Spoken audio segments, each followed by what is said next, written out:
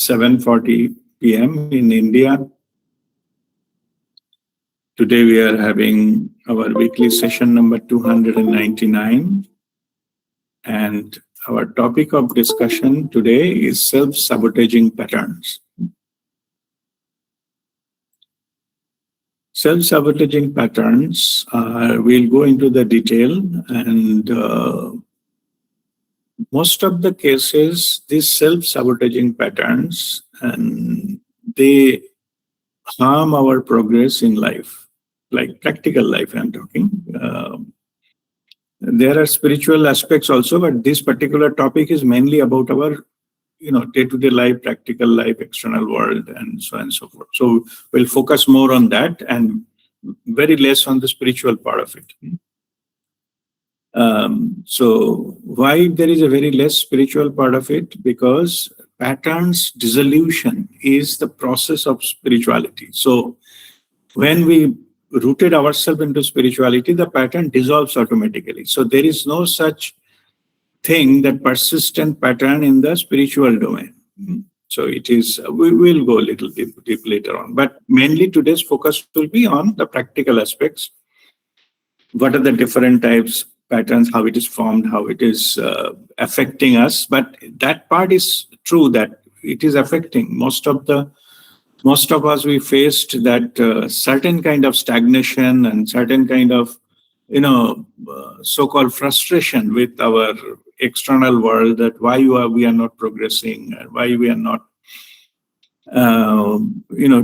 doing all of our effort, but the results are not coming, and things like that, or we are not accepted. We have not done any harm to anyone, but we have not been universally accepted by the people outside around us. These may be, not maybe, statistically speaking, majority part of these are happening because our unconscious habit pattern, and those habit patterns, they lead to self-sabotaging patterns, means self-defeating. It is not serving our purpose. Even though we wish, consciously, definitely we are not doing these things, but unconsciously they are become hindrance of our own growth, own progress, own success, own prosperity, own relationships, and in own earning capacity, many other things, whatever we look for, wish for, unknowingly we are our greatest enemy. It is.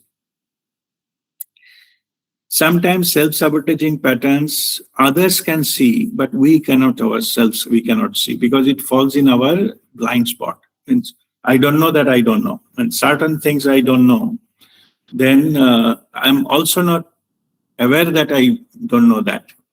So this part is called blind spot, and because of this heavy blind spots, we cannot recognize this. As it is not recognized, that's why we are not able to correct it, because it is unknown to us. And often, I'm sure all of you have experienced some point of time, frequency may vary, but some point of time, say, why people are not understanding me, I didn't mean anything, but that's interpreted that way. That means those are the areas are coming under our self-sabotaging patterns. Maybe unconsciously we are saying something, doing something. There is no bad intention, but how the people are perceiving it is completely different, because we are not aware that thing. It is often it is my own, understanding from my own life experience, that it does not matter what I said, what I meant. It is more important what others get it, how they get it. That is more important. It is irrelevant that what was, I didn't, meant any harm, I didn't meant any wrong. It doesn't matter. But if you say something, the others, they take that. That is more important. That it doesn't matter what you originally intended, what you said or not said, but the message was conveyed. If it is a wrong, then we have to take the responsibility for it. This kind of situations. Mostly it leads to poor me syndrome, like why nobody is understanding me, why it is nobody is treating me well and all. Most of them are cases of self-sabotaging patterns. We follow certain pattern, we emit certain, I say, vibration that it is not a good thing. It may be verbal, it may be non-verbal communication, but if we give something, some vibe, negative vibe, then we get negative response from the world. And then when we receive that and we feel what's wrong, I have not done anything wrong, but people are all conspiring against me. That's the kind of feeling we get. Anyway, fundamentally, I think most of the things are coming from our self-sabotaging pattern. So that's why it is important to be aware of this, fully understand that why it is happening. Knowing a problem is half solved. Means if we know that what is the cause of these things, then we'll be able to do something about it, and that's where from there recovery starts, healing starts. From there, we take a U-turn and going towards the positive territory, and then it progresses with time. All right. So this is what about that self-sabotaging pattern.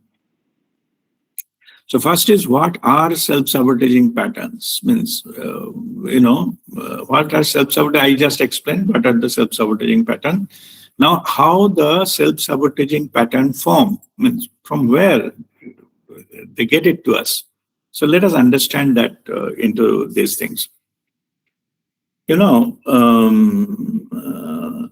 Any pattern, developed within us based on our belief system.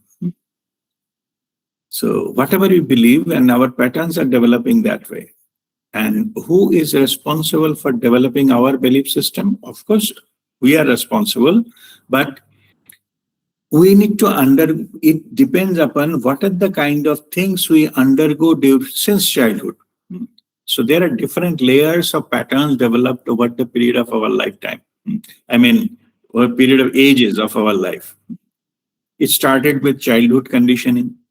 Then it is family conditioning, parental conditioning, social conditioning, and then further you go educational conditioning. Education means external education, whatever we normally receive.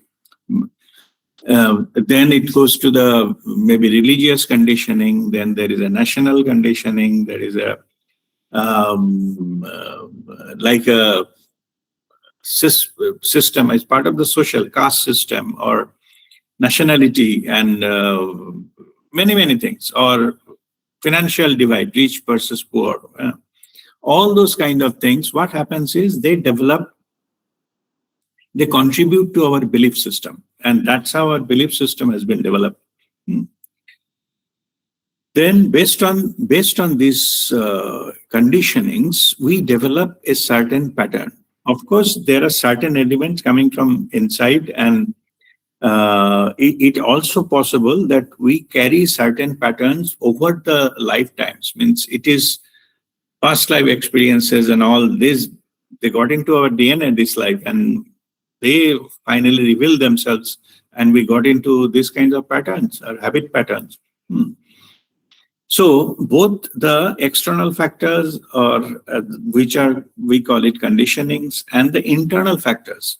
Like, of course, all of us are unique. We have the unique characteristics, but some of these unique characteristics, maybe it is developed over the period of lifetimes, and also those are governed heavily by our own karma, past life karma. So if we have done the kind of karma in this lifetime, that will be part of our nature. We behave in a certain patterns and things like that. When we do that, we behave in a certain pattern under influence of that kind of karma. So it is called buddhi karmanusarini. Like, whatever the past life karmas, they affect our thoughts. Now I'm going how it is being implemented. So we have a belief system, and we have the karmic bank, whatever we have. So what happens is both of them, they are influencing our thought patterns. And based of our thought patterns, thought becomes habit, habit becomes behavior, behavior becomes our character. Over repetitive behavioral thing, behavioral patterns lead to our character. So when our character is formed, means our belief system is, we carry certain belief system based on our all these inputs from our childhood, even from our past life karma and all those kind of things. They present, they give a final delivery as our personality. Okay. So as all of these things are unique, our so-called parvarish or whatever the way we have from the external world we have grown up, those are different, and also our karmic baggage patterns are different. So that's why our personalities are different. Up to this point, I hope it is clear. Now, why I'm saying this while talking about the self-sabotaging patterns. So now let us understand how these two factors, our belief system and our karmic thing, which controls our buddhi, these two things, they combine together and make a dangerous cocktail. Okay. What happens there? So now, based on all these factors, sometimes what happens is they contradict themselves. Like some of the things our habit patterns, that we go into certain direction, but our thought pattern is contradicting it because of our conditioning. It's not a thing. So this kind of contradiction, it is unknowingly, all this happening behind the scene. You may not know that this is happening. But this thought pattern, behavioral pattern, when they contradict them, then whatever output we get, that is our self-sabotaging patterns. Means it is developing from the conflict within us. Conflict between two thoughts, from conflict between what we learn from outside, conflict of whatever we carry. We carry certain, like belief system. When it contradicts this kind of things, ultimately give it to this. This self-sabotaging pattern, it is, when they become part of our personality, then we are completely immersed into self-sabotaging patterns. So these are basically the conflicting part of our personalities. Okay, that becomes a self-sabotaging pattern. And it is all having behind the scene. Like, you can say that our back is sabotaging our front, or it is a backstabbing is happening. Behind our back is contradicting with the front of us. It is all within. When this kind of play happens within us, we don't know what is happening, but it reflects as a self-sabotaging pattern. Because all those things, it is happening. Now, let me give you the spiritual understanding of this. This is happening like it is a symptom. Self-sabotaging pattern is a symptom of lack of awareness and disconnect from our higher self. Means self-sabotaging pattern will not happen if you are guided by your higher self. But if there is a disconnection with your higher self, like a soul, our consciousness, so this form is called illusion of disconnection. We are not that. Soul connection is always there, but we believe that we are all alone and we have to do ourselves and take care of ourselves. So that is a misunderstanding, but that is coming from our lower self. So spiritual understanding is all the factors of self-sabotaging pattern, the faculty is basically coming from our ignorance. It is completely, we are living in a basically fool's paradise. which is not the truth.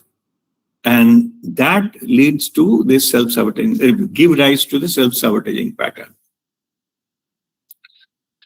So it is basically the operating from the darkness. So very spiritually, now this I explain spiritually. Now, what is the spiritual solution to it? Bring the light. If there is any darkness, bring the light. What is that light? It is a light of awareness. As I mentioned a little earlier, that it is coming from our blind spots. And when it is come the light, only the light of awareness we can get rid of that kind of blind spot. So ultimately it is, we have to simply be conscious. We are in a different level of awareness. All of us, we are in a different level of awareness. So different percentage of awareness. So those are having higher percentage, they are called spiritual people. And those are having lower level of awareness of themselves. Yeah. So they are less spiritual or materialistic, egoistic, or something like that. But those who are they are aware, percentage higher, more and more they become the spiritual. They are more aligned with their higher self, more aligned with the divinity, more aligned with the truth. So the overall, that as we understand from where the self-sabotaging patterns are generating spiritually, it is from ignorance. And what is the solution? Briefly, to bring the light, all the areas of darkness. So in that sense, that it is a ultimate solution is the awareness development or self-realization. That is the ultimate. But as I mentioned in the beginning, that today we'll not go too much into the nitty-gritties of the spiritual thing. So we'll stick ourselves to the more into practical stuff. So let us now to little know more about that. So what are those and things like that. So there are mainly, it is broadly categorized, the self-sabotaging pattern, two categories. One is called gross, means it is open, anybody can see, anybody can find out. And some of them, and next category is subtle self-sabotaging pattern. So what are those? Gross self-sabotaging pattern, they are very obvious to understand as self-sabotaging. Means even a child can understand this is harmful. Okay. What are those kind of things? It is just like any kind of smoking, any kind of substance abuse, alcoholism, overeating, too much junk food, which is injurious to our health. So those can be seen, and anybody can understand, because if you cannot control it, like too much indulgence into something, like too much into, like mobile, this thing, surfing and all those kind of things. So those are gross level self-sabotaging patterns. These are habit patterns, can be seen, can be, anybody can find out. So that is the self-sabotaging patterns. Yeah. And this kind of self-sabotaging may be started in the childhood. Maybe in the childhood may not be the smoking, drinking kind of thing, but any other type of thing, biting nails and things like that. Yeah. Sucking thumb, many things. These are all can be seen. It's a gross, it can be seen as that self-sabotaging patterns. Yeah. Overeating and this kind of stuff. So this is clear. And then next is a subtle. So these subtle are difficult to locate, and then that's why it is very dangerous. See, gross are very easy to identify and easy, you can start taking actions or certain kind of, you follow discipline or guideline or advice or something if you wish to. In the beginning, nobody wished to come out of that because they are unaware. All those things there, but slowly be getting feedback from others, maybe getting scolding from parents or whatever it is.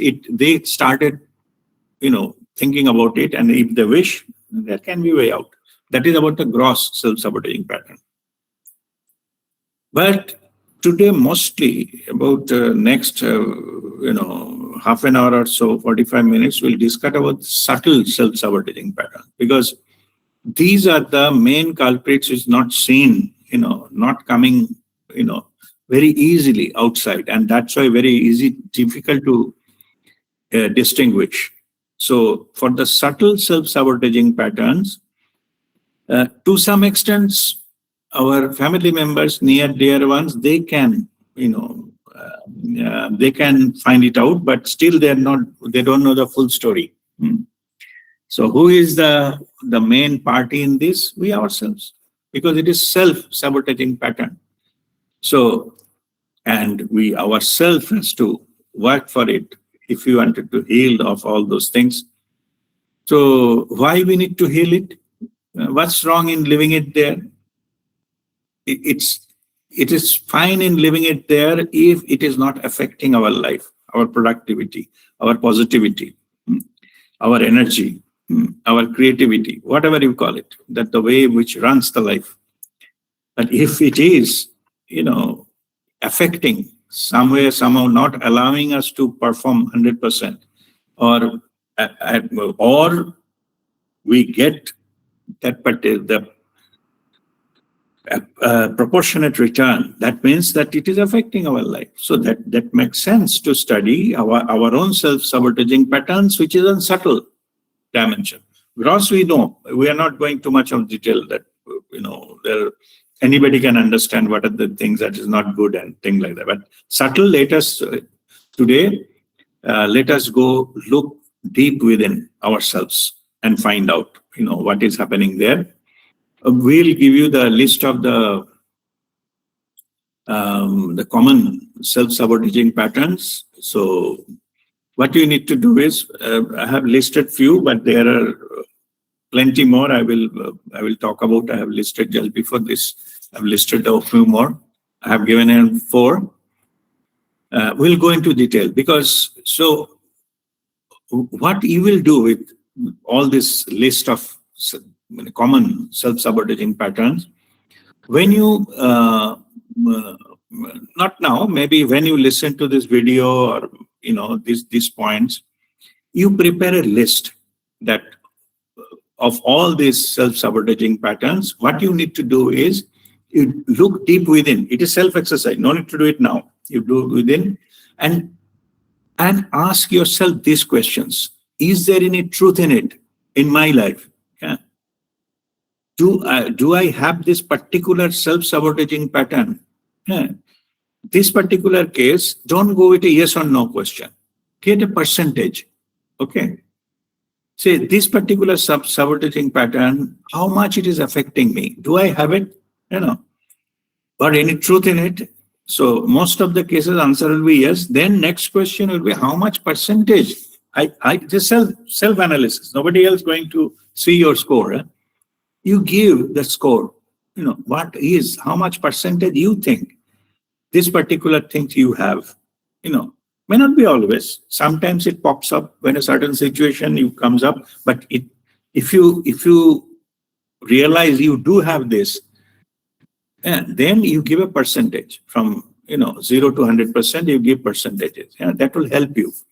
This particular thing, if you rank them and score them, then when you practice to overcome them, and in the tools is exercise, maybe after 3 months, you will know that you are growing in some areas and things like it. It is your self-analysis and self-reporting. Yeah. But only thing is that be honest to your own answer, because to whom you will cheat. You may give 100% to everything, 0% to everything, that you don't have any of these things. That is also another pattern you need to address. Yeah. We'll discuss about that here. So you need to be honest.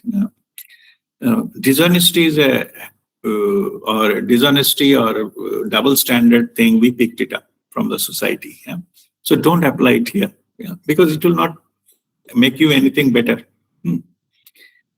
Rather, we go little bit more into low score than even giving a high score. Low score will take your more attention. You will be like to working with those kind of things, and it will help you to improve yourself. Yeah.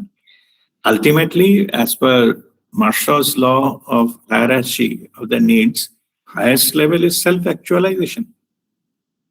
And that self-actualization, you are the person, you are the judge, jury, you are the victim, you are everything. You are the corrective measures, you are the correctional facilities, everything you. That's how we improve ultimately. Initially, yes, we can take feedback from others, etc., etc., certain view and all those things, but that doesn't matter. End of the day, it is your own self-analysis. All right. So this is how we approach them. So now I am going to start mentioning that and a little bit of what it is. I'm sure you know it, but still, we just say the what it is. First one in my list here, it is procrastination.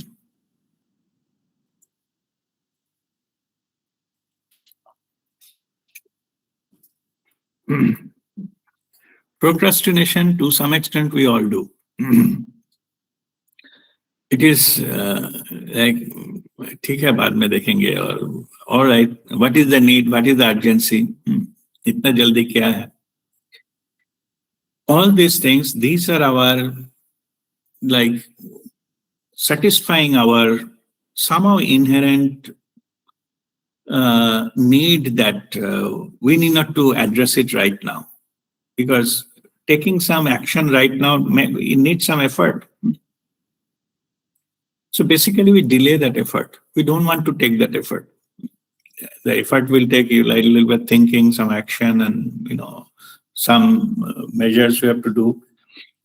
So most of us, we don't want to do that. We try to push as far as possible, and that is procrastination. Procrastination, this particular habit pattern, it is very, very common. I don't know the exact percentage, but at least 75% people on planet Earth, I mean the working adults and all this thing. I'm not talking about the children. They are always in the present moment. So there is no such thing as procrastination. So it is only these are basically the adult habits. Yeah? So we procrastinate. We try to push it thing, or we don't want to take certain action. It is called, we are kicking the can out of the, down the road, like you try to push it as far as possible. It looks like a certain comfortable strategy, but from the last session, we talked about the time, right? So the time management wise, procrastination is the biggest waster of time. And you may recall that during the session, certain kind of habit pattern I developed consciously. Like in the office, if some email comes to me, I reply that immediately. Yeah, so I don't keep it, we'll look into it later on. No. Why? It is not, the email does not want it, you have to urgent reply now, nothing like that. But it is my habit pattern. I don't want to keep it in my inbox. Something or other. Of course, if something like some document to be reviewed, after review I will reply, and it's not that without looking into it. I'm not saying that. I'm saying that action starts when I receive it. And I finish it off. Suppose something needs, I have to write 4 or 5 lines.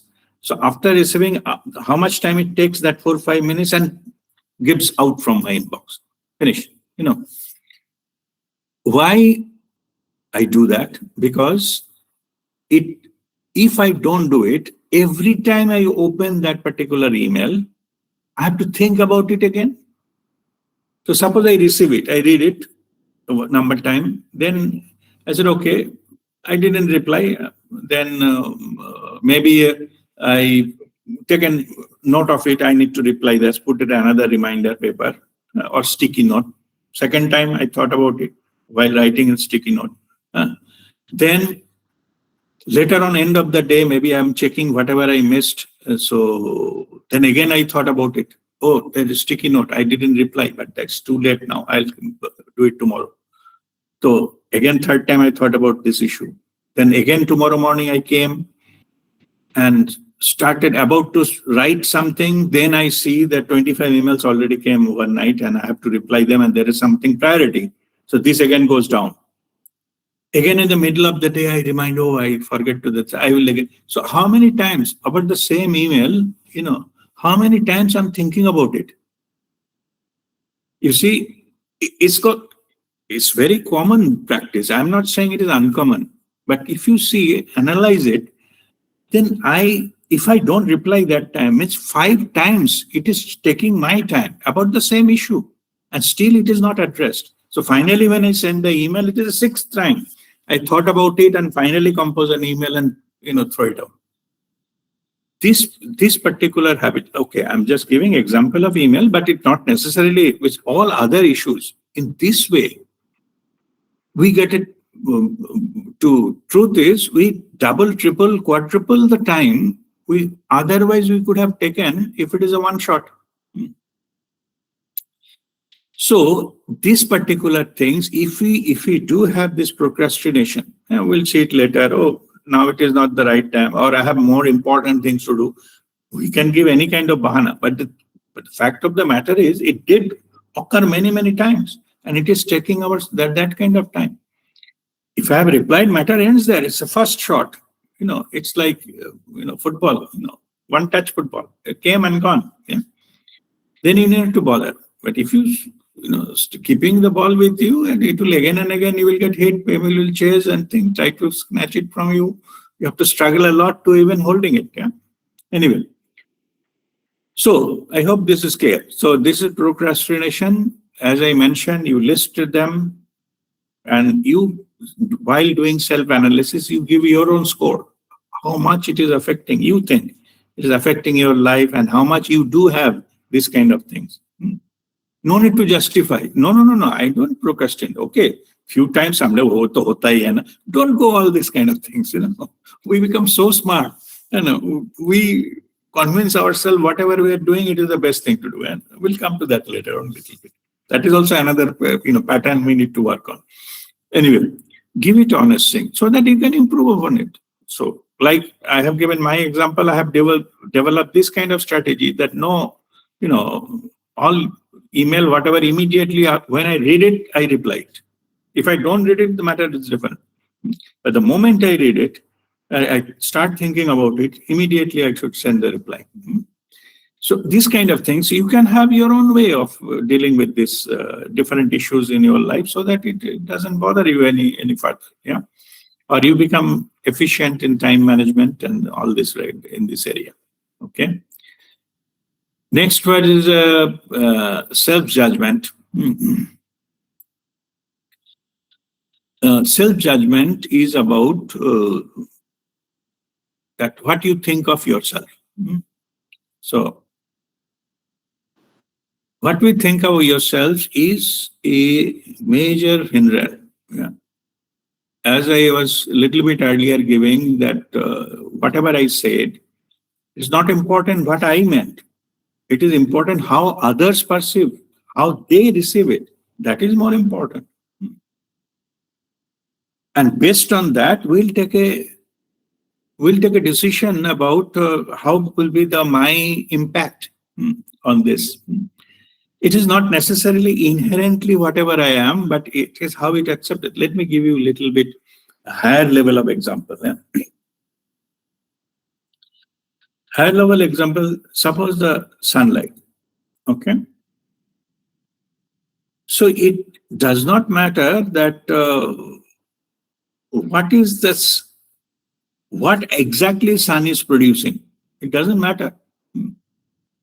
In fact, that kind of temperature, that kind of light, we cannot even withstand. So we can only judge the sun the way sunlight where we are receiving. It is beneficial. It is happening photosynthesis. We are eating food, getting food from this kind of things. We are getting energy. We are getting light to walk around, move around, and things like that. So that means sunlight is beneficial. It doesn't matter that what sun intended to do that. In this particular, sun is not intended to deliver in our this thing. It is universal. We just get a small part of it. So whatever you receive, I mean to say, what we receive about the sun. Yeah? So what we perceive, sun gives us light, sun is good, and that's the only thing. So that basis that we even have our image about the sun, about that. Okay. Same thing happens, whatever you give, how they receive, based on which they form the judgment about you. Maybe many people, that doesn't matter, it's okay. Because if that doesn't matter, it doesn't matter what they think about it. You go to a shopping mall, somebody is looking around you, and it doesn't matter what that person thinks about it. It's okay. But what about to whom? Your colleagues, your family members, these things. You need to interact, every day. Then it matters. Then it affects you, because that's how they react to you. Whatever you have given out, no matter whether you intended or unintended. So the way you express yourself, that way you get the reaction. So here your self-image, what we perceive, why it becomes a self-sabotaging pattern? Because if we deviate from the truth, we project something, whatever we are not, then only problem starts. Problems start with the image, not with the truth. If we truly reflect ourselves, what truly we are, we accept that we are not perfect. We accept there are some deficiencies. We are still working on something, improving something, and we project that accordingly with humility, with clear understanding. I am not the big boss here. There are many factors are playing in this kind of thing. I will just come here to play my role, and which is the truth. If that is the self you are projecting and believing yourself, because it depends upon your belief system, then there is no contradiction. You will not develop self-sabotaging pattern. But if you are not, that will be the starting point of a big self-sabotaging pattern. Boasting yourself. So that is your self-judgment. What you think about yourself, that is your self-judgment, and that is you have to be, in this case, your judgment should find out the truth about yourself, not about judging based on whatever you achieve, whatever you have, and whatever position you may have. None of those matters. So you have to be realistic not realistic, you have to be truthful about your self-judgment. Okay, next is fear of failure. It's a big issue. Particularly, I'm sure most of us, we have come to a situation that we have to, maybe whether it is a professional area or with which property to buy or which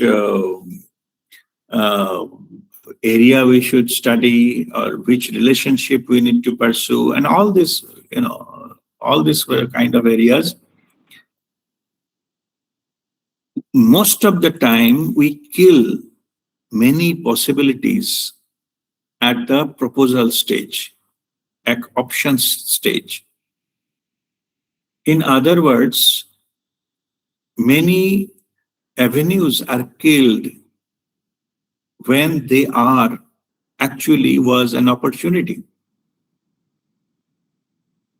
Opportunity presented ourselves, but we didn't pursue it. Why? Main factor is fear of failure. Suppose changing job, changing profession, or these things. So we are not happy with our current job, but we are not also pursuing heavily on others, like wholehearted effort to change it. But because we feel comfortable, okay, it's not good, but it's okay. What is happening here is that your fear of failure. You think that if I pursue it and if I fail, मैं तो नहीं ना रहूंगा घाट का ना घर का. Yeah. This is the fear of failure. It stops us pursuing it. In one sense, fear of failure is good when we take unnecessary risk.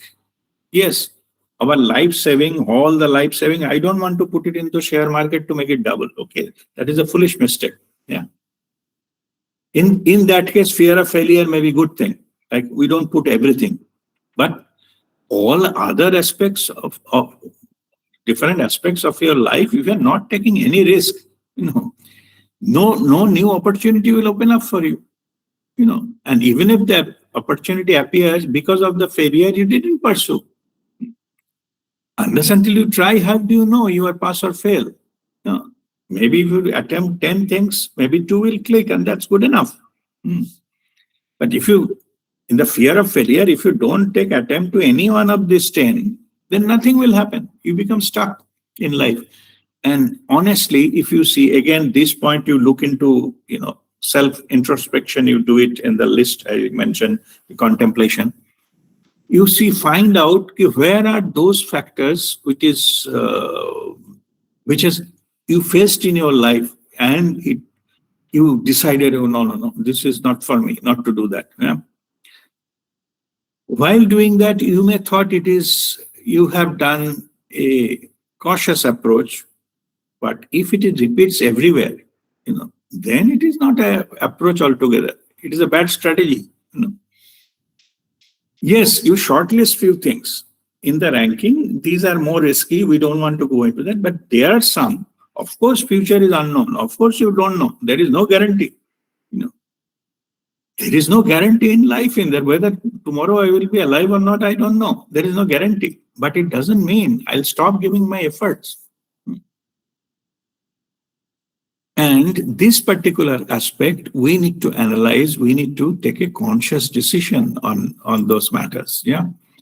Fear of failure is the biggest reason for so many unsuccessful people on the planet Earth. Okay, let me tell you. I'm saying big words, but this is true. So many unsuccessful people, if you go there and find out, they didn't pursue. Some of them, of course, you need to take certain risks, certain calculated risk and all those things. They are not. They are habituated not to take the risk. They don't want to go out of comfort zone. And when they got stuck and no improvement happens and all, they blame everything other than themselves. Yeah, blame system and things, everything. In this case, the spiritual understanding is, see, the universe, or world, neither good nor bad. It is just reflection of yourself.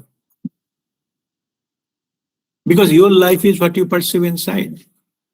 If you don't pursue one road, how do you, assume you will reach at the destination? It's not possible. So look into that. Of course, you will not pursue all, high risk cases, but you need to take certain risk. Your success lies how you come out to your comfort zone and explore new avenues. Now, spiritually speaking, let me give you more insight into these things. The era which is now already started. It will, by 2032, it will be all complete. It is actually pushing you out of comfort zone. That's why you will see that a lot of systems are breaking, a lot of things existing, a lot of countries' map will be changed, a lot of norms will be broken, and new roles will be formed. Yeah. A lot of things earlier, which was been taken as a status symbol or things, it will lose its relevance. It become irrelevant. Situation will be such that the Mother Earth will be giving us that kind of lesson. We'll not pursue them and think like that unnecessarily. We don't pursue them. We'll go with the value, not the show. And so whole humanity is going into that kind of transformation. There will be mass awakening, already happening, mass awakening. They will value the truth. And they will be pursuing those things which is never pursued, or never means not everybody. Many individuals, They never pursued it earlier. In the name of fear of failure or thinking it is a valueless, what's the purpose, what's the point? To make them understand what is the point, what is the value, that's why the external things will be crumbling, crashing. Because as long as external systems are not crashing, people will be still under the influence of illusion. And I was just listening to some of the, one of the master explaining his very wonderful way. Master was telling that we will be undergoing a transformation from age of Rahu to age of Ketu. You know these two, shadow planets. The Rahu. Rahu is the creator of all kinds of illusions and things like that. All the technology stuff is governed by Rahu. Internet, mobile phones, all those kind of stuff. Artificial intelligence, all those kind of stuff is governed by Rahu. And Ketu is it's a headless, so it is beyond thought. So it doesn't think, so it is beyond thought in that way. Ketu is the giver of moksha. Okay, it is the spiritual attainment because it's not limited with that mind. Yeah, so that kind of thing. So now what is happening is whatever the Rahu creations, I'm talking including artificial intelligence. Yes, it will go into the many sections of our society, but ultimately we'll got something called a fed up of these things and we'll look for something new because it will no longer serve us. Same with the other things. So we'll learn to some enjoyment in life outside, like mobile surfing or social media. It will be there, but people will be less and less interested about those things. So those are the transformations, those are happening. Even though nowadays we are not,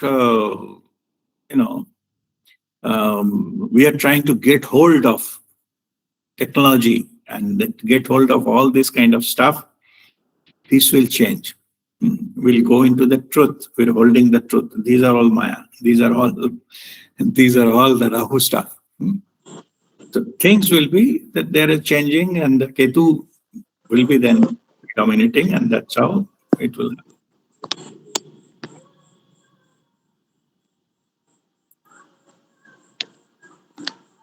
All right. So now let us go to our topic today. We got deviated. Anyway, fear of thinking, fear of failure. Then next one is a negative thinking. Most of the time, whatever comes, our life offers to us, most of the time we take the negative part of it and ignore the possibility or potential part of it, whatever be the reason. So no matter what comes, there are certain thinking patterns that we take the negative part of it. We become fearful. Something has maybe come that,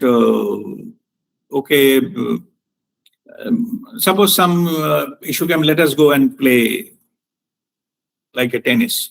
Suppose, I'm just giving an example. I said, no, I will not go. Maybe I will get hit by the ball. If I break my leg, what will happen? From the beginning, negative, that. So that person will never be able to learn and play tennis because they will fear. Cycling, oh my goodness, if I fall and, I'll cut my, leg or knee and these things. No, it's too risky. So everything is risky, everything, this kind of negative approach. And in Western world, they say naysayers. They say no to everything. Okay. This comes from a certain patterns, the negative is built into this. And that's why most of the people on this planet are the negative people. They think negative. That's why expressions are negative. They're too much of criticism of everything. Criticizing is another thing. Habit is coming there. But anyway, they thought negative. If we keep on thinking negative, then we cannot, progress into our life path. And many cases, it happens. This is actually the trap. Negative thinking is a trap. You see that. Okay, before that, let me come to the other thing. Just now, it is just coming to me. If you see on the spiritual path, the main thing you get rid of is your negative thinking, because your mind gets clean, and it's the ego control. Mind is no longer controlling you. All the spiritual masters, they completely get rid of this negative thinking. Just by getting rid of negative thinking, you will have a good health, mental and physical. Your aging process will reduce, and your relationships will improve. Your work efficiency will improve. Your social place will improve, and things like that, simply by stopping negative thinking. This kind of negative thinking actually drains our energy. So fundamentally, spiritual understanding of this is this negative, so much energy going out in the negative thinking. Thoughts are about 60,000 thoughts per day passing through our mind. Out of 60,000 thoughts, if the 50,000 of them are negative, then that will drain huge amount of energy. So, and that's how it reflects. Not only social status, even internally, our organs and things like that. All the things, they go with the vibe. So if we think negative, not only that we have,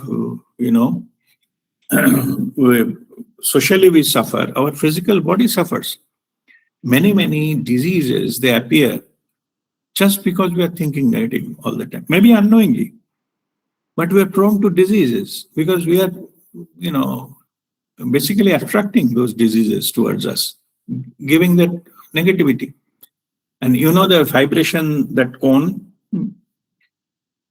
So negative territory, if we're less than 250, then we are vulnerable to all the diseases, all the mental things, and frustration and the depression and things like that.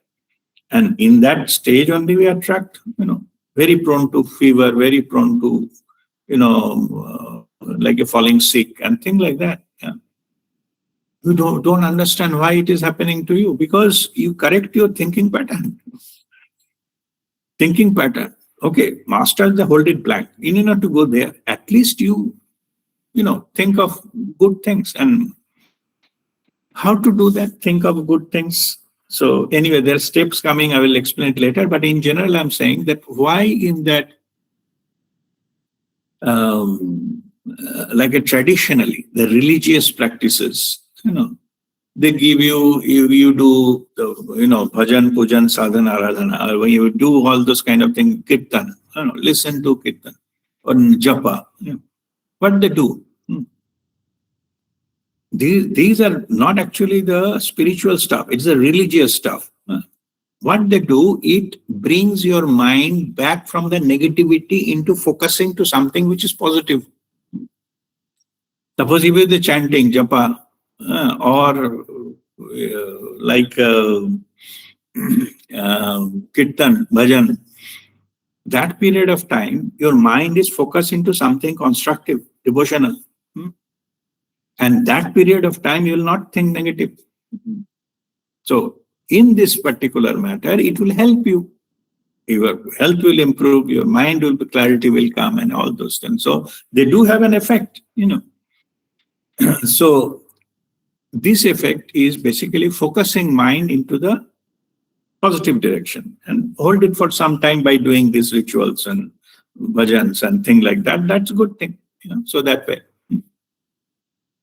But negative thinking is one of the major obstacle for our own growth and maintaining our health, maintaining our mind, like mental health, and also the relationships and everything.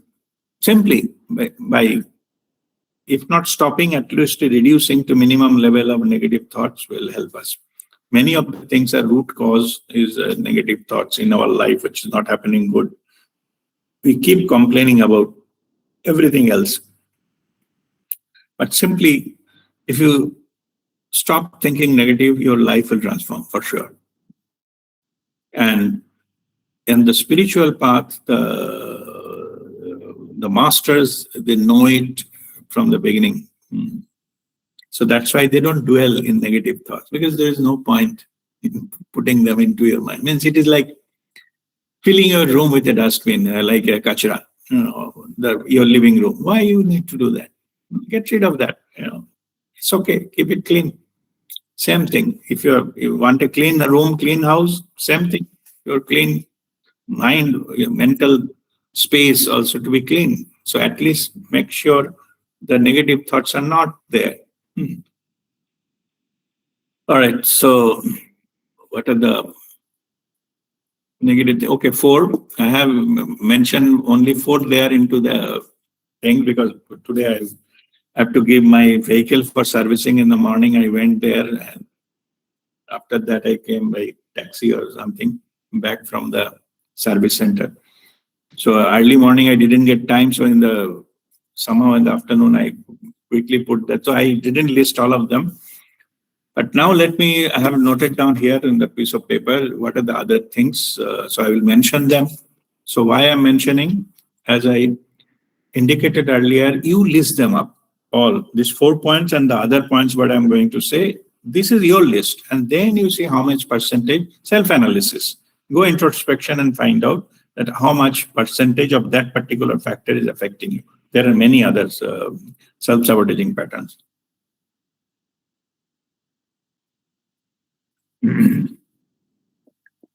Okay, next one is ego boasting or superiority complex. So if you just see, if your tendency is to boost your ego or project your ego, mine is better than yours, I'm greater than you, I'm in the higher pedestal. I have superiority complex. I have, I'm better than others. I have this, I have that, or I belong to this family, or I have this much, money in the bank, and I do this kind of job. Many they don't even think of, or whatever qualifications I have achieved, nobody even think of it. These are all ego, superiority complex. So you just see whether you do have this, because this is also a self-sabotaging pattern. If you do have it, then you will not attract some positive people in your life. Let me put it in that way. Nobody likes. But in the opposite side, if you go walk on the spiritual path, fasting, or basically you grow into the awareness. So more and more you grow into an awareness. It is said that vidya dadati vinayam. You are not comparing yourself to somebody else. You are comparing yourself to the truth, the ultimate, the divinity. And the moment you do that, you realize how little we are. What is there to, boasting? What is there to claim that we are superior? Well, nothing. You are nobody.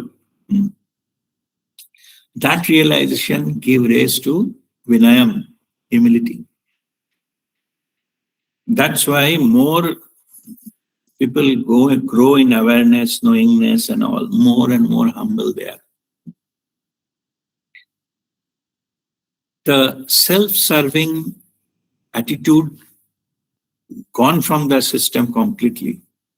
If they do something, I'm talking the spiritual masters and all, it is almost certain they're saying it to help others, not to project any image or that they are how great, and no, not at all. They do. It's not easy, but they do it for just to have to help others. That's all. Not from coming from their ego, coming from their compassion. Okay, just anyway. So there is no superiority complex. Yeah. So it is, if they say that I'm walking in this path, I'm walking up to that level, not because of ego. They are showing that this path you can also follow and you can come to the same stage. That's all. That was their intention. Yeah. All right. So the ego boosting superiority complex. Okay. And it is superiority complex has a peculiar characteristics of flipping very swiftly. Means they say inferiority complex is the other side of the coin of superiority complex. When you go into with our superiority complex, with mix with others, sometimes what happens is we hit with somebody, oh, they are having more than me. They are having better than, oh, their life is much better. Then we start thinking what they deserve to have this kind of life, but I am not getting. Why Bhagavan kyun itna, giving Vimaktrisful of attitude, like a stepmotherly treatment to me, something like that. So when we hit with something, then it becomes an inferiority complex. So, like, why I'm not getting it? We become a crying baby. And the outcome of that particular inferiority complex developed another characteristics which is called jealousy. Yeah?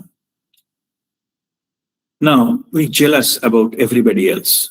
Why they have it, what they have done that I have not, what they deserve that I don't. This kind of comparison coming out of these things. Jealousy, there are two things spiritually we need to understand. First of all, jealousy is a very low level of the cone, the vibrational things. I think we discussed it earlier. Let me see if I can really find it out.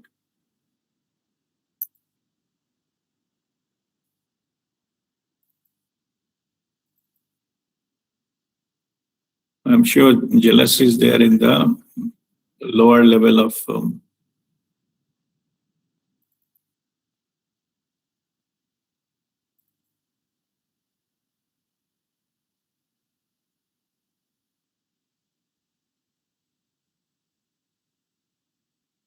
pride, anger, desire, fear, grief, apathy, grief. Okay, no, jealousy is not mentioned into that. But anyway, jealousy is one of the lower negative vibration of this thing. So in that sense, it has to be avoided. First is it will reduce our vibration. Second thing, the spiritual understanding. Why we need to be asked. We have to ask ourselves why we need to be jealous about XYZ, somebody else. All of us, now I'm sharing the spiritual truth. At soul level, all of us are equal. There is no high and low. Okay. We all have a free will. We all have a full right to choose our life, any incarnation on planet Earth. Full right. Yeah. Nobody else comes in between.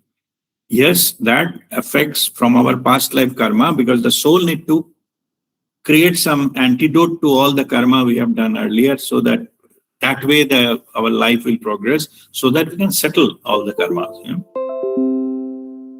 And some of them, if you have done not so good thing into previous lifetimes, in this lifetime, we have to repay it. Repay is tough, painful, but we have to do it to, balance the account, the law of karma. Now, as our life is designed 100% by our own soul, nothing can happen in our life without permission or, the direct involvement of our soul. Nothing can happen. Yeah? Soul knows everything.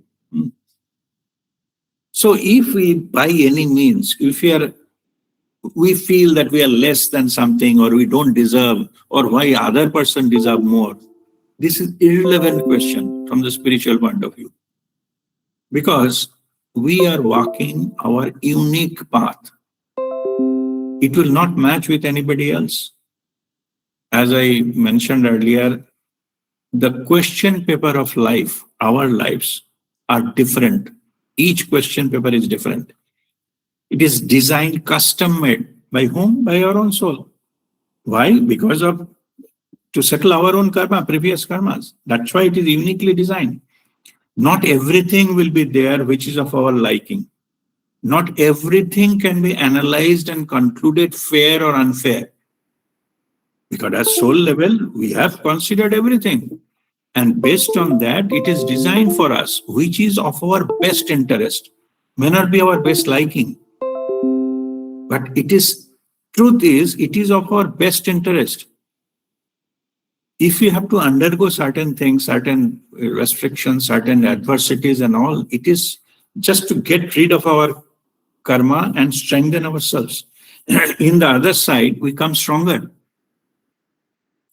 Every soul has chosen, even they chosen which family to born, how we lead our life, which country we belong, how much financial status we'll have, or which era in the history we'll born, so that we experience many things.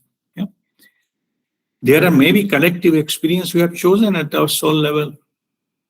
A recent example, maybe the COVID.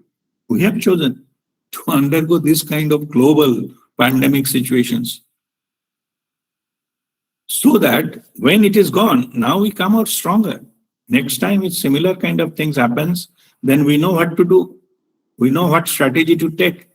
Earlier it was unimaginable. While undergoing the process, it was painful. But when we came out on the other side, we have had that experience and the strength. So the soul always takes our life journey this way. Soul, the spiritual path is about the connection with our soul. So let me, break another myth. People who get spiritual, that means they are aligned with their soul. So the common understanding is, the spiritual, that means you will not face the trouble of this nitty-gritty and facing the trouble of the world, and you will be nice and fine and very happy all the time. That is not the case. If you go higher into the awareness and understanding, connection with your soul, what you basically like to do, you bring all those kind of stuff, tough thing, put it into this lifetime and overcome them at one shot. Because now you have awareness. It is like you are a captain of your own ship. You're particularly chosen to cross a time when the sea is rough. Because if the sea is rough, you have developed the skill to get stronger, not that you will not meet with any competition there, because it is so rough, nobody else will go. Nobody will take any chance, but you go, you have the self-confidence, you go there. Because now you have the awareness, now you have the skill. Yeah. So, for those people, we're high in the awareness, the spiritual thing, if you see their life will be full of challenges. They only at soul level invited all those kind of stuff.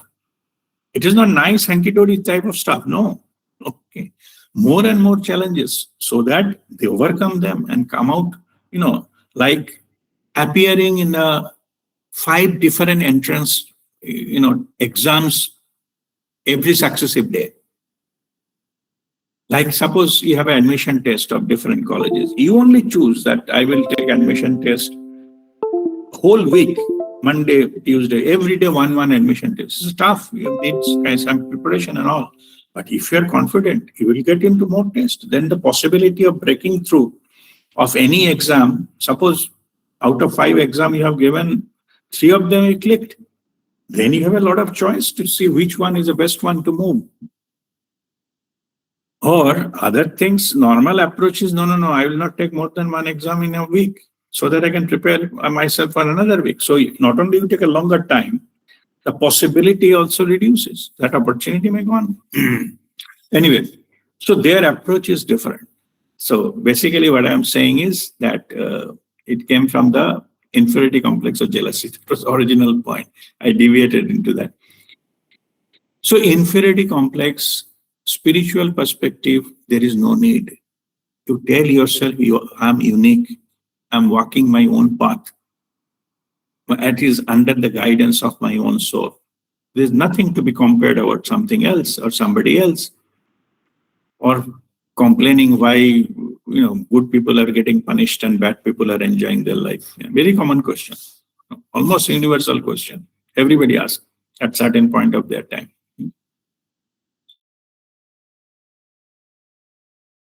And take care of this. Don't worry about the bad people enjoying life. Their law of karma will definitely take course. Even nobody to means it is futile to you become judge about somebody else. None of you will. Let them. Okay.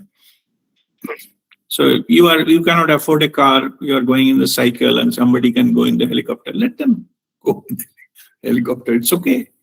How does it matter? Why I need to have it?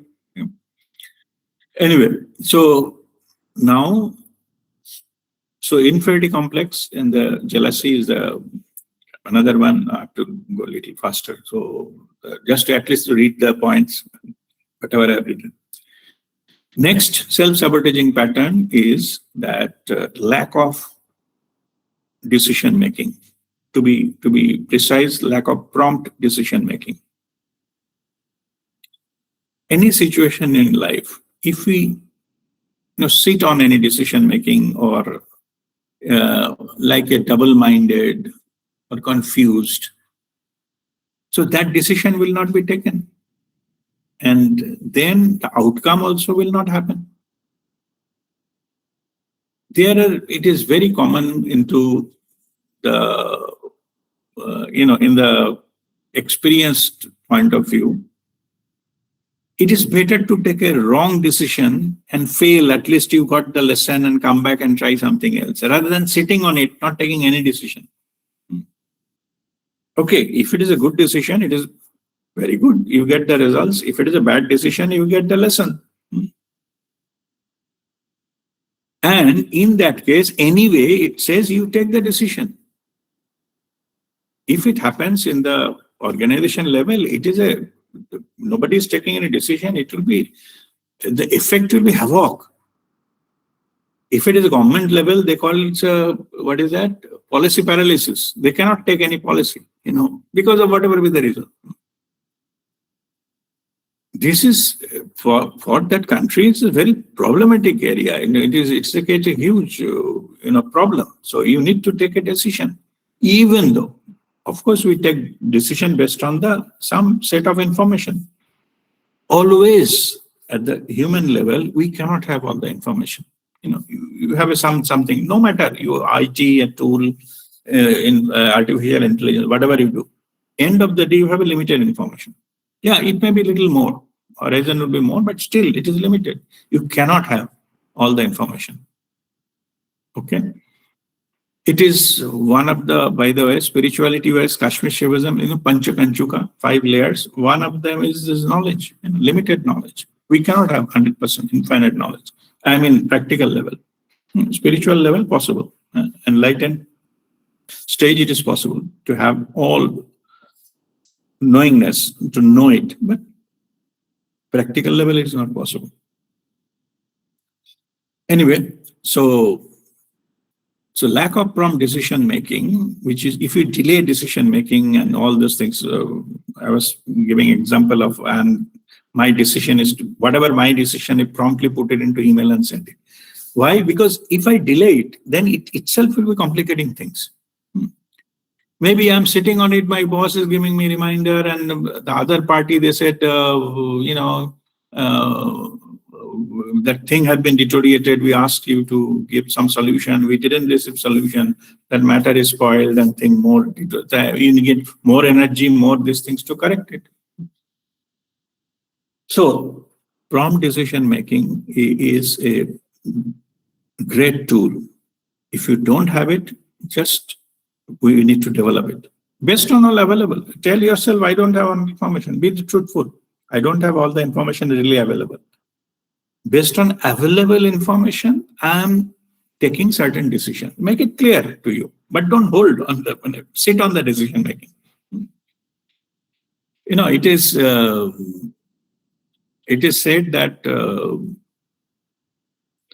the lower level, I'm talking the profession, lower professions, they are paid for their time. That's why they are entitled for overtime. Suppose 8 hours, they work 9 hours, 1 hour overtime. Higher level you go, you are paid for your decision making abilities, the managers and all those things, not for the time. That's why they're not entitled for overtime. No, every time is your professional time, but they are for the decision making.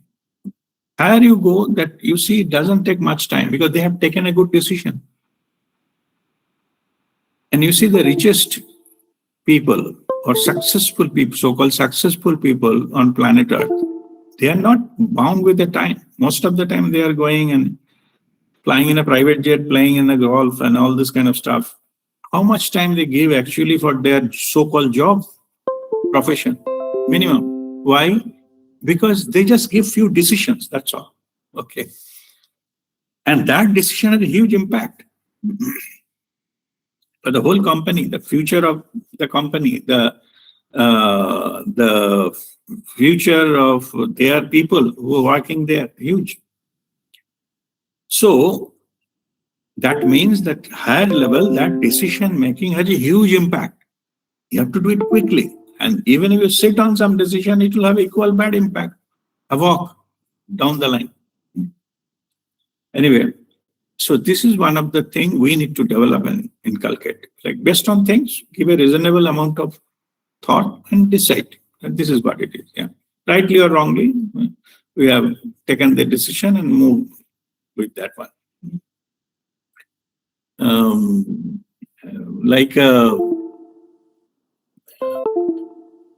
Another thing, I think Ratan Tata said that about the good decision and bad decision on good project or bad project or something of that. So what he said that there is nothing called good project and bad project. We take any project and make it good. Okay, that's a very correct approach. You take up anything in life and make good, best out of it. It says when life offers you a lemon, make a lemonade. Don't complain that why I didn't get the orange, why lemon, sour in taste. Doesn't matter. Make a lemonade and enjoy. That is the right approach. Yeah. Okay. So this is solely about the decision making. Next point is about low self-esteem. Okay. Low self-esteem comes from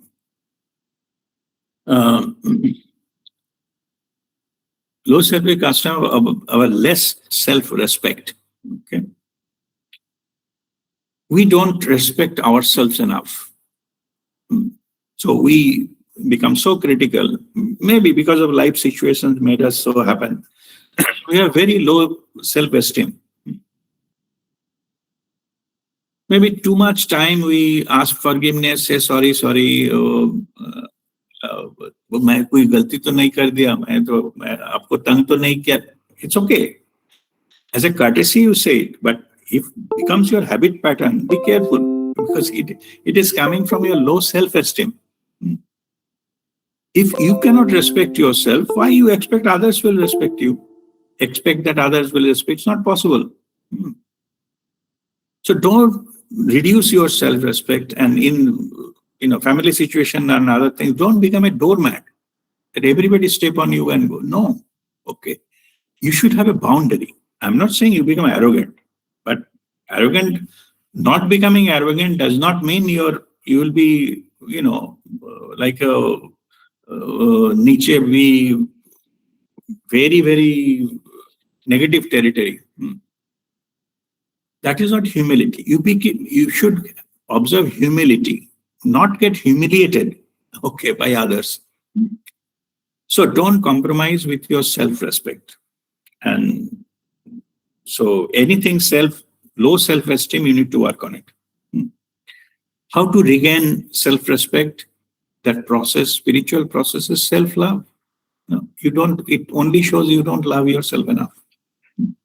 You are the unique. You are the only one to you in the world. External world, nothing matters. Not even your close relatives. Not even your profession. Not even your properties. Nothing matters. It's only you. So this particular aspect that we need to work on ourselves. So we live whatever we really respect. We may not lead a best life. As I said, our soul chooses it. It doesn't matter best life, but we lead an honest life so that we are clear in our own eyes. Our own self-esteem also depends upon our honesty.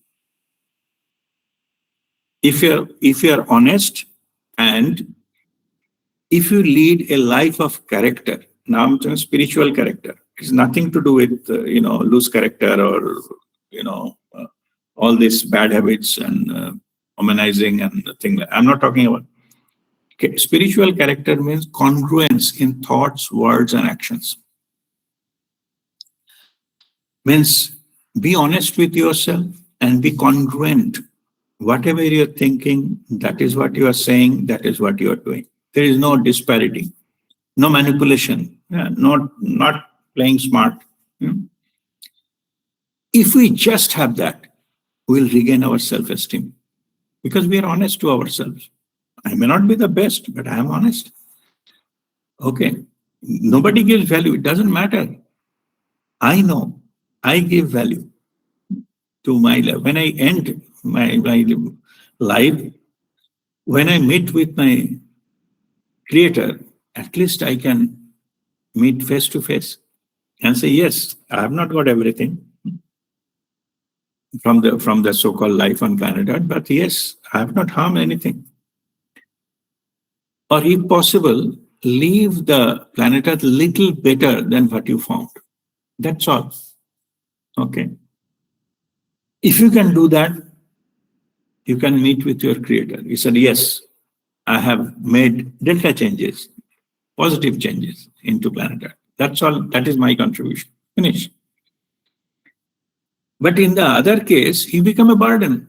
Forget about improving the world or giving to the society or helping others or something. You become a burden. You need help, you need something, and you created something that you draw, attracted things, some energy that need you to survive here. Yeah.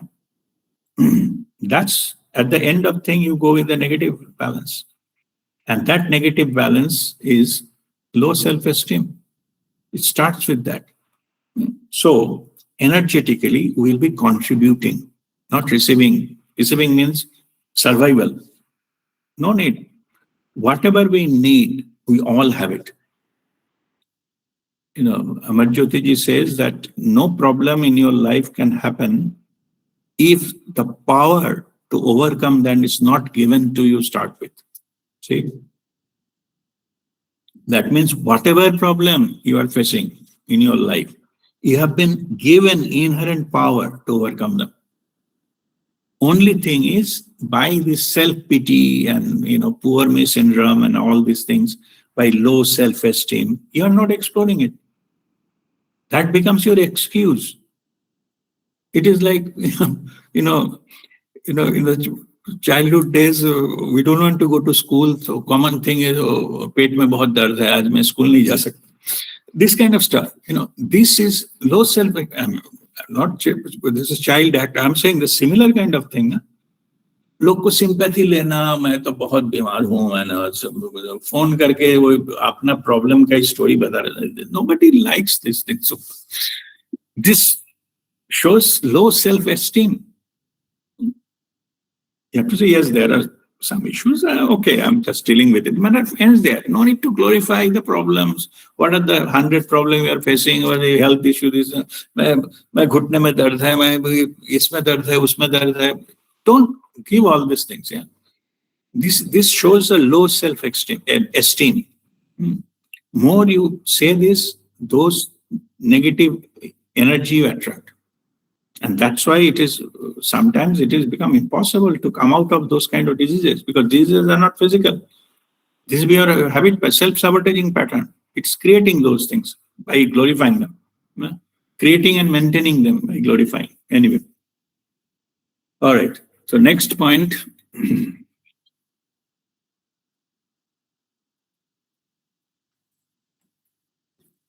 is a resistance to change. We like our comfort zone and we don't want to change ourselves. Any kind of proposal of change, whether it is an office or your family or changing house or changing, like a color of your wall or bring anything, any issue. If a huge resistance of change is coming from within you, we don't like to change. It is to some extent you can say that procrastination and all. We don't like to change. We are wherever we are fine with it. So we convince ourselves, it is better to live with a known demon, known Satan, than an unknown saint. Yeah. So this kind of philosophy coming because of resistance to change. It is maybe it is not all good my life, but जो भी है वो ठीक है मेरे लिए. This approach, this is a resistance to change. Without change, improvement is also not possible. So I normally give example of climbing upstairs.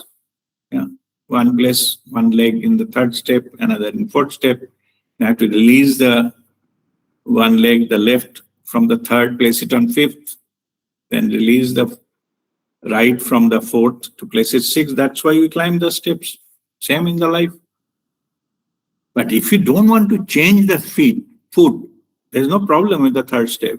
Then improvement, you'll not be able to climb. You are stuck. Same thing here. Resistance to change is a very strong self-sabotaging pattern. These are also one of the reasons that we don't improve. Yes, it is true that while changing, there is a risk involved. Yes, it is there. But without taking any risk, you cannot improve either. So resistance to change one of the major self-sabotaging pattern. We find it many people. Next is brooding over past, grudging about the past. It's a very common.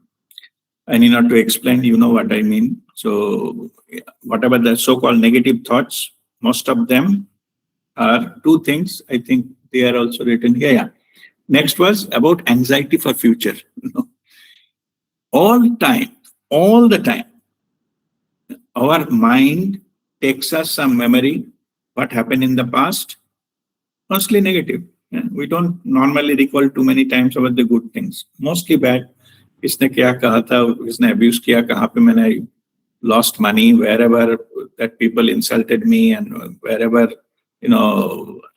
that मेरा हक किसी ने छीन लिया. All this kind of stuff. These are what happened in the past. Or worry about the future, the anxiety about the future. That is both this kind of thing, and future about if I lose my money, if I lose my job, if I lose my relationships, and all this kind of health, all this kind of this anxiety. All the time, what our mind does, grudging something happened in the past or worry about the future. It never be in the present moment, basically. So that is our initial understanding of the spirituality. Because any spiritual experience, you need to bring your mind to the present moment. What I do with Anapansati. Anyway, that's a spiritual stuff. But here, the self-sabotaging pattern is broodings over past and anxiety for the future. Both of them are self-sabotaging pattern. We need to minimize it. Yeah. We may think sometimes it's okay, but all the time, if our mind dwells into the past or future, anxiety, negative thing, territory, those are our part of our self-sabotaging pattern. We need to, go beyond that. And going beyond that is to bring your mind to the present moment, which is the pathway, the bridge to the higher dimension, spirituality, or soul consciousness, everywhere. Next is about gossip. Gossip or unnecessarily social media, utilization. This is also an useless category of self-sabotaging pattern. We got so engrossed, earlier days it was used to happen over the phone call and maybe your meeting in the different groups. Now it is happening in the electronic platform, but gossip is a most unproductive way to spend your time. And it have a lot of other things like a jealousy, like, like boasting my ego, upmanship, and all those kind of stuff is part of that, part of the gossip. And that's why it is harmful for us ultimately. As it is not the truth, that's why it becomes we have to say, suppose I am involved into some gossip and I boasted about something, suppose I have this and that and all those things. Now, next time I go to the same forum, I have to think what I told earlier, particularly these parties and all, whatever in the last party I told, suppose we given some false information about going to a foreign trip. So I said last summer I went into Paris. Next time after, maybe 1 month with another party, and so I forget that I told Paris. I said, last summer I went to London. And in the third party I will go, and last summer I went to Singapore. So people who are attending, they understand that this guy is, giving all bullshit. So anyway, so question is not that. Question is why to unnecessarily give this kind of things. It's not necessary. It is we just fall from the grace. It is not necessary. It is all coming from projecting ourselves untruthfully. Our thoughts, words, and actions are not congruent. So we lose self-respect on our own eyes. Anyway, the gossip. Next is, that is also one of the big one, non-learning attitude. Many of us, we are thinking that we are learning day and night, or listen to so many things and so many videos, even reading so many things and all those things. So having a huge amount of information is not equal to learning. Because learning attitude is open to have some new knowledge enter into my system. Most of us, what we do, we have a certain belief system. We started our discussion with belief system, So anything that caters to my belief system and my ego, we pick up only those and keep feeding my ego. That is not a learning attitude. Learning attitude is we should be open for the possibilities so that we get the new input, new thing. There is no dearth of learning. Even, Newton, who the great scientist, end of his life, he told, in the ocean of knowledge, Gyan Sagar ka jo hai na, sea beach, in my life, I collected few grains of sand. This is what he realized himself after, spending his own life on science. That's what he realized, the vast knowledge, ocean of knowledge available. Forget about what is not available. Available in his lifetime, he can collect only few grains of sand in the sea beach of that sea. So what there we are talking about that we know many things, we are learned, we are this thing, we have this, this degree, that degree, this graduation, this post-graduation, higher study, this study. This is one way, that is about boasting about our qualification, but I'm talking something else. Maybe unknowingly, we are resisting any new thing to come. Because we don't want to come out of the comfort zone. We don't want to break our belief system. That's why we are not improving. Any new thing comes, our ego comes out and, the fight tooth and nail that no, this is not correct, this is useless and thing like that. We know better, who the person thinks, who he is to give us this lecture about this thing. See, these are only the way you are not improving. Non-learning attitude can happen at a very, very simple level. Okay, suppose in office setup, somebody, you send a report, say prepared a report or presentation and send it to 10 people. And somebody came and say, look, that particular slide, you can add few more things, it's not very clear, that you can change that particular. You said, who do you think you are? You know better than me. So you come here to lecture me and all. So next time that person will not come. It is an honest feedback. That honest feedback I could have taken into consideration and think about it. Maybe then I will improve that particular slide or the way I'm projecting.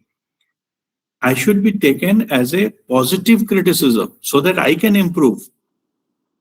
If my behavior is that, the next time that person will not come and tell me anything. Yeah? This particular thing, my reaction, my behavior coming from the non-learning attitude. Even in the family situation, those people having more the non-learning attitude, they become more like a ziddi, and they are more stubborn. They cannot even accept any suggestion, maybe constructive suggestion. They cannot accept. They take it as a criticism. They take it that everybody wants to pull that person down. It is not the fact. It is not the truth. Truth is, it is an opportunity for me to improve myself. End of it, it will be self-actualization, right? So, by my own behavior, non-learning attitude, I deserted all my so-called subchintak, or who actually, honestly, give my feedback. That is the reason I normally advise people, don't give unsolicited advice to anyone. Apatradan, like you give, that person doesn't deserve it. When the time will come, then the person himself interested, yes, that is the time you give suggestion. That other person may be anyone, maybe your own children. But don't give unsolicited advice. Nobody likes it. Nobody likes lecturing. But wait till they ask you, then you give. That is the right time. Yeah. But anyway, so why it has not been asked from the day one? Because of non-learning attitude. It is a part and parcel of our characteristics. All right, I think so. To conclude quickly, I'm just mentioning other 2-3 more points. Mentioning criticizing, as another, complaining. I think we have already touched upon this thing. Condemning, and in fact, public condemnation to somebody is strictly no. Okay, even if somebody has done any blunder, you should not, have take the pleasure of condemning into the public. If suppose you are in a position that is your responsibility to correct that person, maybe your boss, your subordinate, call that person in the office, or closed meeting room and all, then explain that these things. No condemnation, public condemnation, strictly no. That the one of the things I followed what Guruji, Prem Nirmalji's principle, two lines of right principle. Appreciate all, criticize none. Walk your path, be Jivan Mukta. So appreciate all. Everybody, every glass is half empty and half full. Appreciate the part is full. That's all. Don't criticize about the negative part. It is none of your business. You only share politely if you have been asked to do so. Otherwise, no. This is to save yourself, not about others. वो तो अपना अपना रास्ते से चल रहा है. Everybody's thing is unique. Their soul is there to take care of things if there is anything negative in that way. So this is the thing. You have to criticize none. You cannot criticize anyone, condemn anyone. Okay. Last point in our list. It is very interesting, but it is when we can see these things is happening. Particularly people with awareness, they can see it right away. They don't criticize anyone. Just now I said, but it is this issue is called self-conning. I mentioned few times earlier, it becomes a major issue. What is self-conning? Non-truth, lie about you. Suppose you are, as I'm saying, that I go there, I have this, I have that, or I have achieved this, I'm very knowledgeable on this kind of things, which is not truth. I've given example of Newton, right? But the opposite parties, they boast about themselves, what they have and this thing. Maybe some quality, something they don't have, but they claim to have it. Yeah. I'm the most successful person. I'm most favored by my boss and most successful business person in the whole region and things like that. Now, what happens is this lie, when they keep telling about those things, like whatever in this few years I achieved, nobody else can achieve. Same thing like that. This is not true. But by saying again and again and again, at one point of time, they actually start believing that. Somebody may be boasting, I'm right all the time. Okay, this I'm right all the time, it becomes so ingrained that it's not possible. As I said, all knowledge, some people cannot have. It is by, what is it? By design. I call it private limited, but everything is limited. You cannot have unlimited thing, into this physical world. But they claim to so, go to such an extent, they start believing that themselves. Their belief system has been altered. And those kind of people, they become they on the verge of destruction, self-destruction. Because everybody, finally they give all hope from this particular guy, and they have no friends, nothing ultimately, and then they call self-dissolution starts in a negative way. Anyway, that's called self-conning, where I started believing some untrue about myself. What earlier I was claiming, I was thinking I was this is the truth, and then started believing accordingly. Yeah. Here, one of our in the college time, where the entrance exam, have a joint entrance exam. So somebody is claiming about the joint entrance rank. And one of our college mate, in the first year I'm talking, they are going, say maybe and the first time when we join college, many people ask about your rank. So one particular, our batchmate, knew they're going every few steps and changing the rank. Somebody told that maybe 520. Then after a few steps, somebody asked it is 432. And then after a few things, it is 321. These things, later on, that person start believing that they are having that kind of rank, which is truly it is not. Okay. And my college friend is here. Nego, you are here? Yes, I can understand what you're saying. Okay. All right. Okay. So he knows, and he is only make that thing public sometime. Anyway, what I'm saying is this kind of, it is a clear example of self-sabotaging patterns, and that we have to just to bring. Now I'll go into quickly into what are the solutions. Basically, it is awareness development. You need to be aware of these things. And to do that, let me read those points. So I already explained during discussion. The first step is find your self-sabotaging pattern. That the enlisting, and you see the list them up. Like you can take whatever the points I discussed. It is the different points, and you give next. You do acknowledge, like whether you have it or not.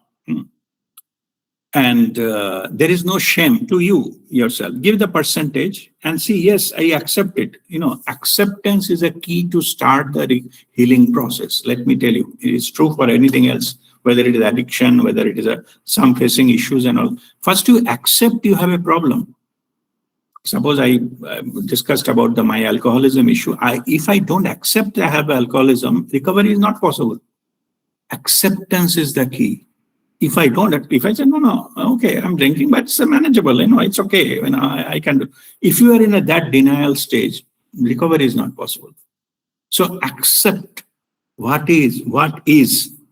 That is the first step of the recovery. So when you list them up, then you have to go introspect and accept, yes, I do have maybe procrastination. Yes, I have it. Accept that yourself in order to publish it. If you don't accept, you say, no, I manage time, everybody does, so am I. Don't give any excuse. It's not about others, what other does, or it is a common, or it is, I have done many times, what's wrong, it happened, koi effect in you. Don't give all these justifications also.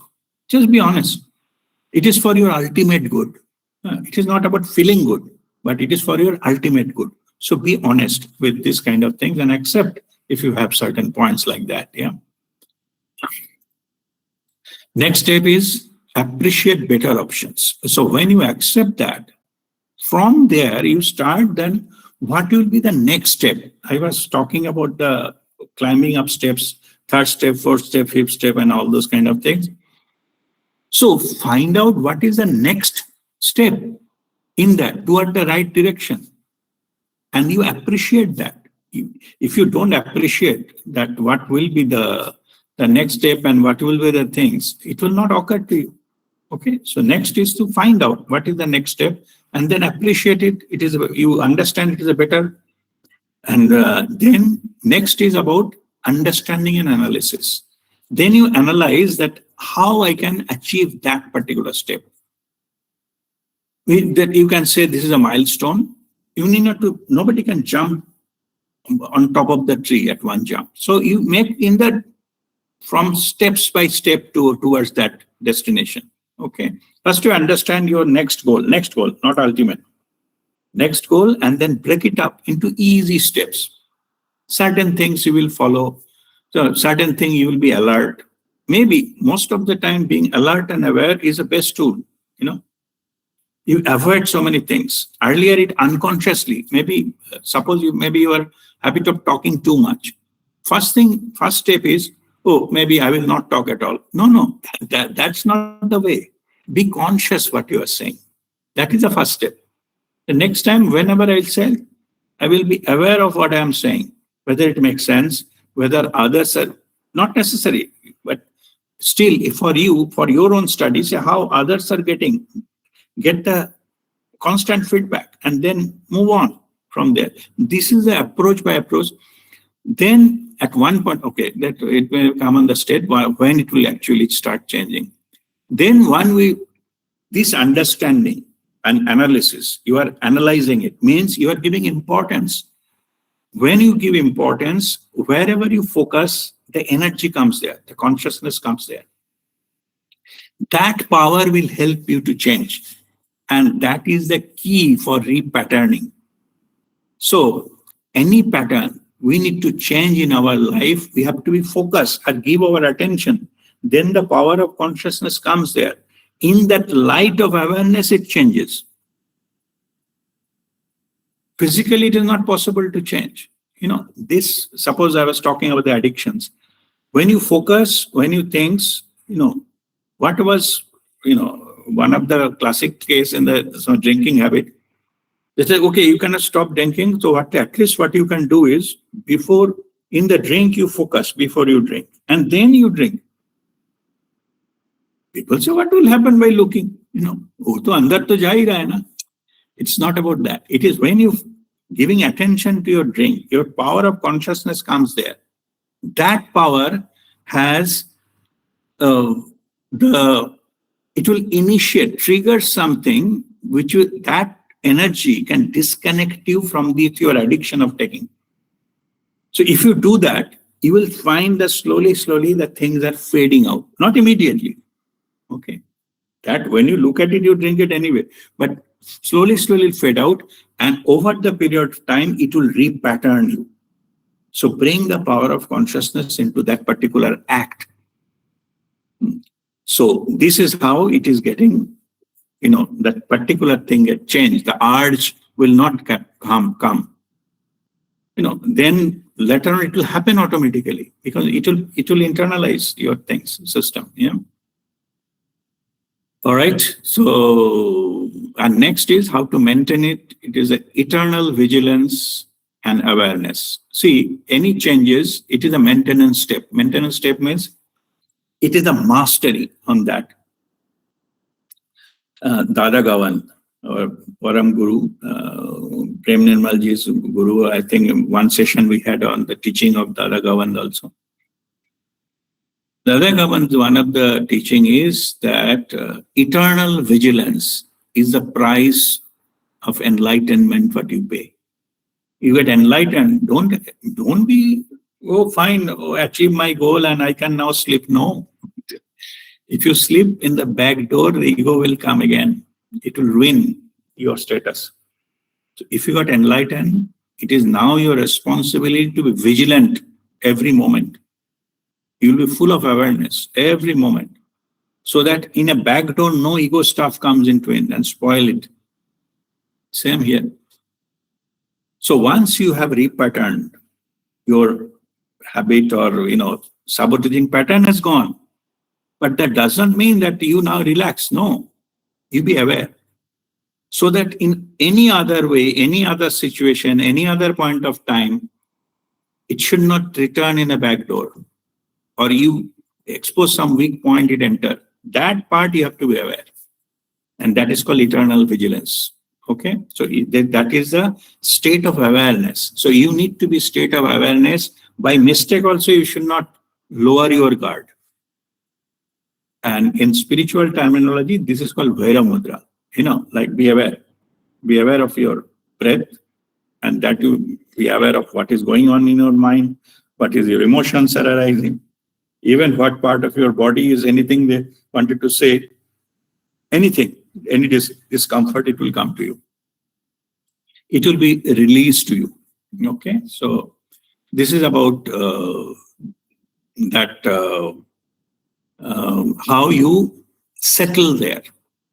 Achieving there, it is said that achieving there is easy, but maintaining there is not that easy. Okay, so this is the maintenance task about after self-sabotaging pattern correction. So how you retain that state? By awareness, eternal vigilance. So be aware so that it doesn't come back by any means or in any other form or any other backdoor. So that way we'll maintain our life. With this, I'll conclude our today's session. So if you have any question, you can raise your hand, then I'll come to you. Let me save the attendance.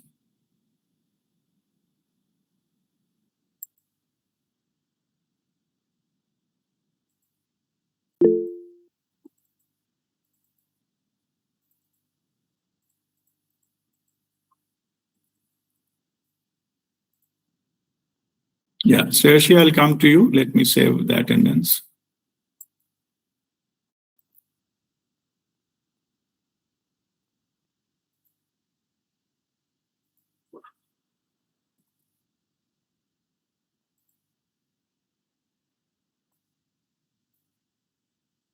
Yes, go on. Guruji, first of all, thank you so much for taking this session. Both personally, I feel that it was so important session, and even the last week's one, because there are so many things that I think I need to improve upon, and even on this SSPs that you have mentioned. I'm already aware that I have quite a few of them. Um, uh, Maybe I'll ask about this procrastination. Sometimes, like I do procrastination. I think I have told you also in the past. And sometimes I think that if is it like if we procrastinate, meaning we are delaying things, so that's why we are sending signals also to the universe, and that's why sometimes um, things also happen late to us. Like, does it happen that way as well? No, second part, the universe is, delaying to give you the reward. That is your misunderstanding. Okay, drop that completely. We always get at our divine time. Our soul chooses. Maybe one of the reason is so that we understand it better, or be more prepared, or be strengthened enough to handle it, and things like that. So that is not the thing. Yeah? So universe never late. It is just in time, and everything is called divine timing. I'm just clearing. I'm sharing the truth. All those time are divine time. So there is no late. No late, no accident, no coincidences in the universe. Okay. Everything is as per divine plan. So just I close that first. Okay. Regarding, so if self-sabotaging pattern is a matter of concern, then as I mentioned as a part of the solution, you have to bring more awareness into it. Okay. So you have to start from the beginning. When you have it, like any kind of activity, you say, did I procrastinate in this case? Take a pause, and then that will give you power. That pause, that gap will give you power to bring the power of consciousness into the matter. Just if you do that, simple one step, just take a pause and think about it. Is it procrastination for me? No matter what. No need to justify. Doesn't matter if I do it tomorrow, if I do it once. Don't justify. And nobody is saying, so how does it matter? This is your self-justifying. Then it will never go. Moment you realize, I am not saying all the time, may not be all the time, you missed it maybe 10 times, but the 11th time, when you get something, take a small pause. Am I procrastinating in this particular case? Okay, just take a little pause. In that pause, the power of consciousness will come. Simply, if you do that, no? I'm just asking to take a 1 second pause and just to contemplate, is it a procrastination or not? That's all I'm saying. Answer may be anything, yes, no, or whatever. Okay. Just by when you develop this new habit of pausing and contemplating whether it is a procrastination or not, that's all. One question. After 1 month, in a month, you will see maybe it happened 6-7 times. But after 1 month, you will realize your original procrastination habit changed, improved. Because 7 times in the last month, you bring the power of consciousness into the matter. What you did, you basically did nothing. You just simply ask question, is it a procrastination or not? And don't wait for the answer also, because you don't know. Okay. But as you paused it, you allowed that power of consciousness to take over. Unless until we hand over it to the consciousness level, I'm spiritually explaining what happens here. Then we are running under free will. No power, no energy, no consciousness will come and interfere into our business. We have to invite. That momentary pause is our invitation. Okay, the same as looking at the glass before drinking, that I was telling. That pause, that 1 second looking at the glass is the equivalent in your case, is the pause to think, is it a procrastination? Then whatever be the reason, you do it anyway, whatever the way you are doing. But that pause will give you the opportunity to invite the power of consciousness into the matter. And it will be improved over the period of time. Not immediately, but it will. Okay, can I ask a follow-up question? Oh, yes.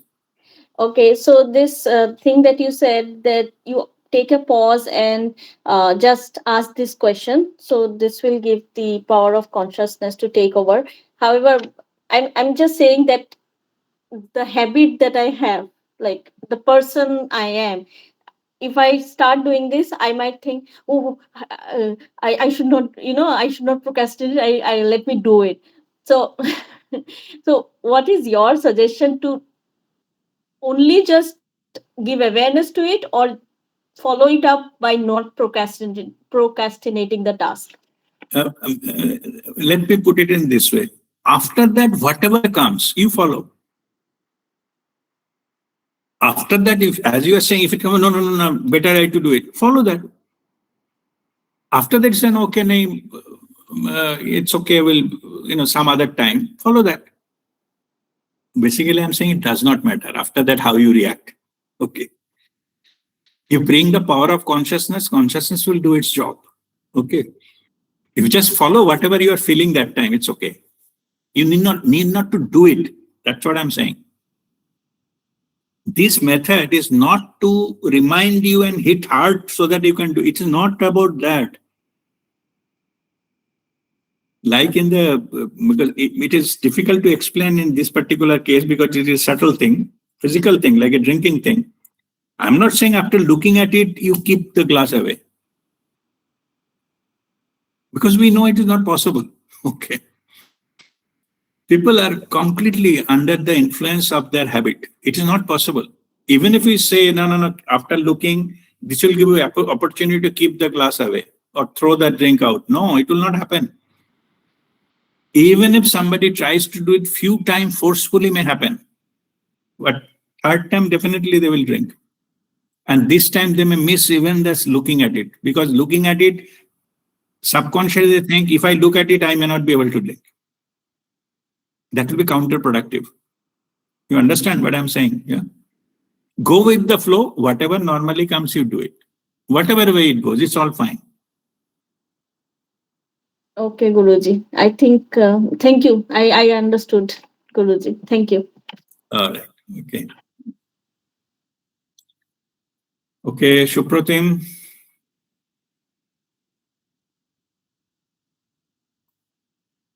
Oh, okay. Maybe by mistake. All right. Anybody else? Any question? All right. If there is no further question, we will just chant Shanti Path and conclude our session.